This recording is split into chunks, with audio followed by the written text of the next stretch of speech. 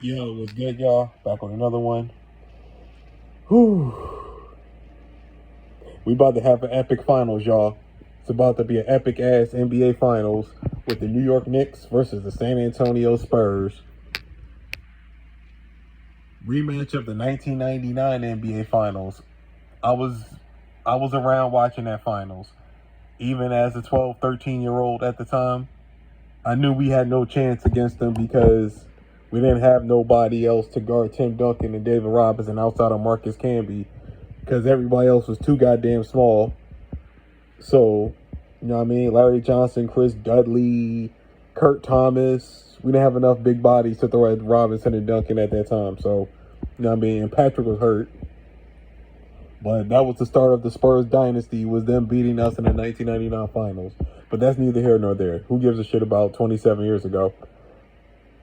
The more recent thing about the Knicks versus the Spurs is the NBA Cup. That one was more resembles of what might happen in the finals, only because it's a hell of a matchup across the board. Because in my opinion, the Knicks have the personnel to at least bother Wembanyama, like, because they can throw Mitchell Robinson at Wemby. They also have Cat, because Cat can stretch Wemby out to the 3-point line. I already know that the Spurs are going to try to use Wemby to guard Josh Hart.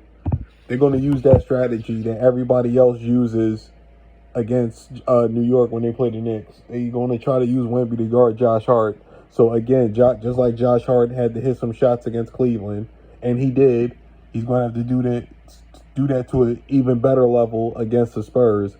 Because if he do, that's going to force one of the Spurs wings to guard him, and then that's going to put Wemby out in space against Cat. And Cat, as we all know, Cat loves going against fucking centers. He loves centers taking him out of the paint, whether he can play make from at the top of the key or he can just stretch the defense with his jump shot. So that's why I can't wait until this fucking series starts. And then on top of that, I see a lot of discourse when everybody's talking about who's going to guard Jalen Brunson. That's fine. I mean, who is Jalen Brunson going to guard? That's cool. I would stick Jalen Brunson on De'Aaron Fox. I will leave him there. You feel what I'm saying? Or he can guard Champagnie, but Champagnie is 6'8". I don't know about that.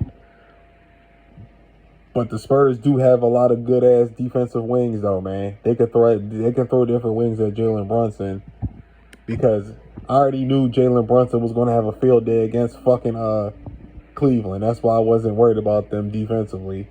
I already knew he was going to cook them dudes.